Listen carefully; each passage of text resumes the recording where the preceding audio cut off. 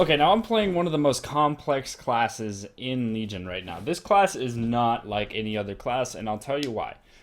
This Unholy Death Knight spec is really all about doing AoE damage in PvP and really doesn't have a whole lot of placing when it comes to doing just straightforward burst damage like its counterpart Frost does. Frost is really about popping a bunch of cooldowns, popping that Pillar of the Frost, putting up Remorseless Winter, and doing a huge amount of damage with like your Killing Machine procs or whatever it is, right?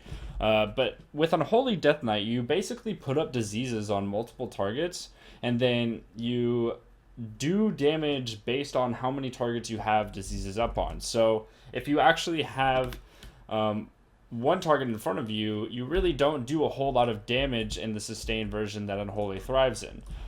So obviously if I just hit Outbreak, what I'm going to do is put up the Virulent Plague and then have Outbreak, which is another debuff, and that is going to basically make it so whenever there are players or pets or whatever around, that plague, this debuff, will actually spread to them for 6 seconds. So, like this right here, will just spread to that target. And it will just keep spreading until every target is either, debuffed with this or they runs out of that range. And I think that that's really cool because you're basically playing like a ranged melee class that also it's more focused on dots. And I think that this is like one of the most unique classes in Legion because of just how different it is. It doesn't feel at all like Frost does. It doesn't feel at all like Demon Hunter does or Monk does. Like you pretty much put up these diseases and then you will do something called Epidemic. And Epidemic is actually a talent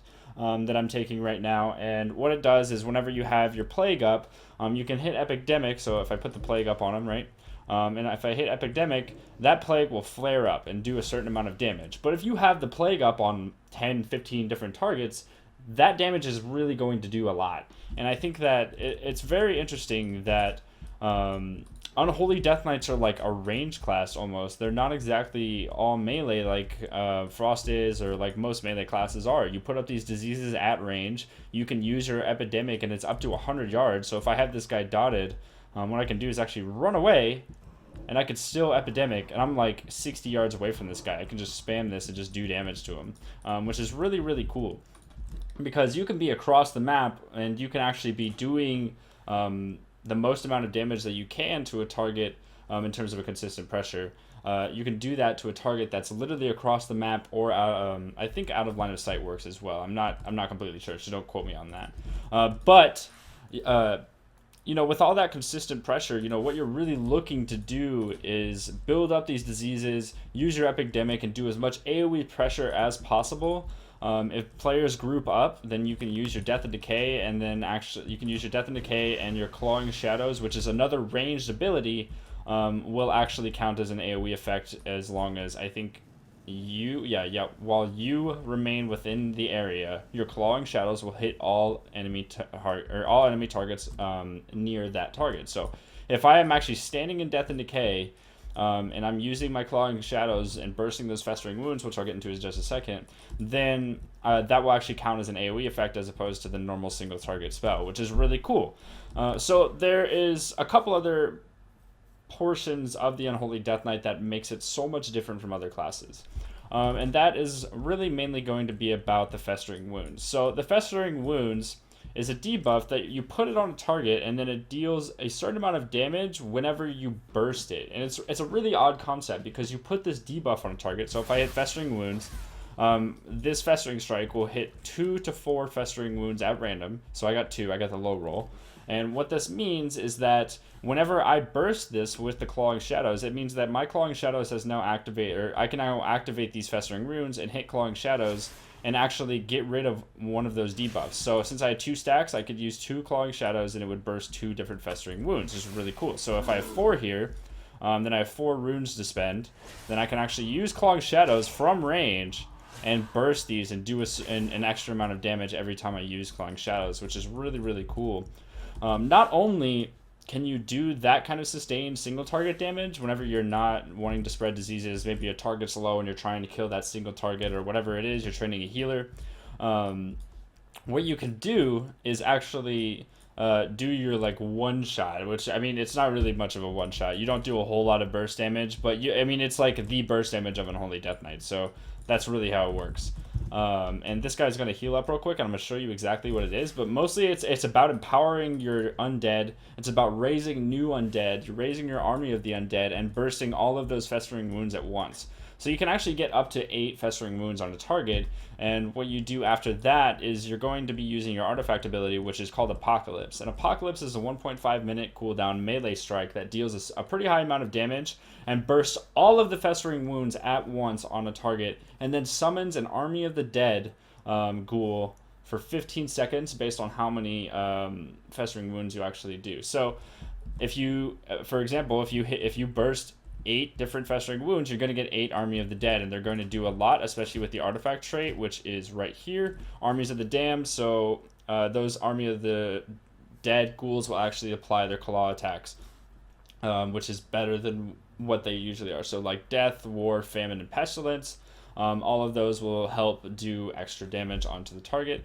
Like one of them increases the damage taken from you, one of them reduces their healing done, reduces the damage dealt to the Death Knight, and one of them is additional damage over time in general. So what we're going to do here is we're actually going to put up our Virulent Plague, which is like the main thing that Unholy's Death Knights do in PvP. You're going to get that dot rolling, you're going to get it spreading around, and then you're going to start stacking Festering Strikes. You can pop Blood Fury if you would like to with that Festering Strike, so you get that extra damage. You're going to get them to 8 stacks of Festering Wounds. Okay, and then you're going to hit Apocalypse, which is going to spawn all the ghouls. And before any of that happens, you're really going to want to use Dark Transformation, which empowers your pet for 26 seconds, which is really, really good. Increases your pet's damage. It just empowers it overall. It gives it just stronger attacks in general. And then once I use that Apocalypse ability and summon all of these undead, I'm going to use my Dark Arbiter. Oh, wow, okay, he's fine. And that Dark Arbiter is going to do a lot of damage, and it also scales off of how much runic power you have. So from what I've seen, I think you can only go up to 35% extra damage dealt. So that means you are going to want to have at least 35 runic power if you're going to use this in order to get the maximum amount of damage. And then you will be good to go. So what I'm going to do is actually going to show you real quick. So I'm going to put my pet on him. I'm going to transform my pet, and then I'm going to Outbreak him. Asphyxiate him, and then start casting my Festering Strikes. He's at 8 already. I'm going to use Apocalypse, and then Dark Arbiter, and then as you can see, we are good to go. Like, he's probably just going to die right there. So, you know, it isn't too crazy, but like as you can see, like I'm at range right now, and I can just slow him and let all of my minions kill him, and he wasn't able to kill me. It actually almost killed me because Demon Hunters are crazy when it comes to burst, but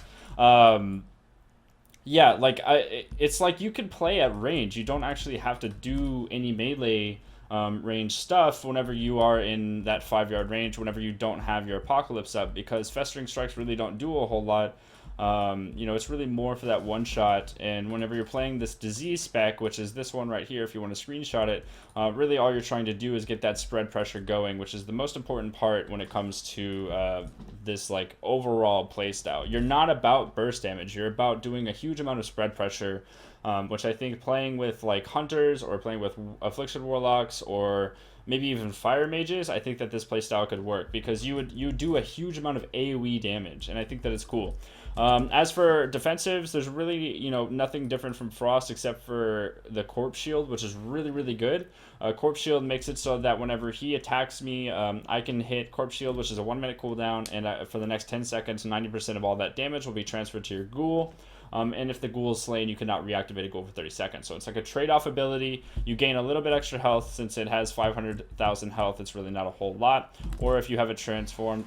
never mind. Yep, it's just damage dealt for transform. I think it used to be health, but not quite sure. But anyways, yeah, so Corpse Shield is really, really strong. It does help a lot whenever you're about to die. And then Death Strike has changed quite a bit. So Death Strike now, it takes runic power, and also it heals you for 20% of all the damage taken in the last 5 seconds, which I think is a really healthy change because it allows for skill cap as opposed to just using Death Strike and then just taking damage, like, or I mean, just healing up damage, and that's it. Like, you just heal.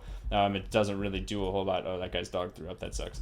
Anyways, guys, yeah, what we're gonna do now is jump into some arenas so you can see exactly what this weird playstyle looks like in game. So yeah, let's get into it.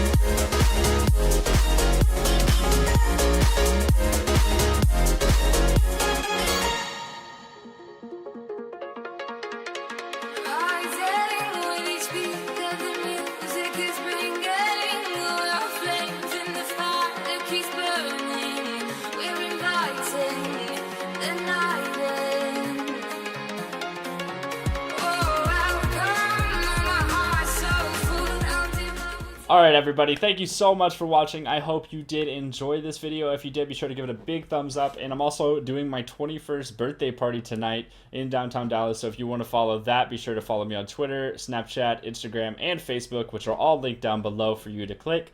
And I will see you all next time. Cartoons out.